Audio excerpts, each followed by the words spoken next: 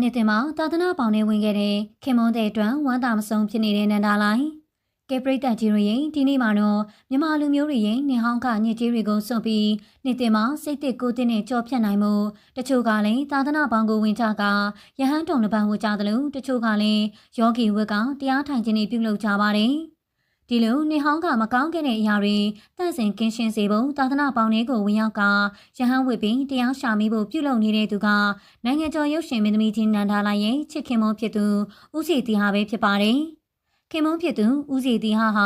ဇေကဘာလုပ်ငန်းကြီးရဲ့အမွေဆက်ခံသူဖြစ်ပြီးမြန်မာပြည်ရဲ့ထိပ်တန်းစင်းဝင်တထေးကြီးတူလည်းဖြစ်ပါတယ်။ဦးစီတီဟာကလွန်ခဲ့တဲ့2020ကစိုက်ဘာဥပဒေချိုးဖောက်မှုနဲ့တရားရင်ဆိုင်ရကဖမ်းဆီးထိန်းသိမ်းခြင်းခံခဲ့ရတာပါ။ဦးစီတီဟာကတော့မန္တလေးအိုးဘုံကျင်းထောင်ကနေ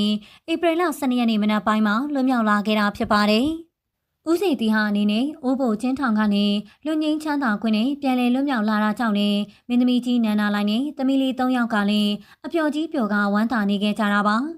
ယခုနေ့မြန်မာနှစ်ဆန်းတရက်နေ့မှာသာသနာပေါင်းနဲ့ဝင်ရောက်ကရဟန်းဝက်ကတရားရှာမိတော့မဲ့ခင်မွန်းဖြစ်သူပေါ်ပါရမီဖြည့်ဘက်အနေနဲ့နောက်ကပံ့ပိုးကလူဒန်းမှုတွေပေါ်ပြည်သက်ကြီးတို့အနေနဲ့တာတို့ခေါ်ဆိုလားဆိုတာပြောပြသွားကြပါဦးနော်။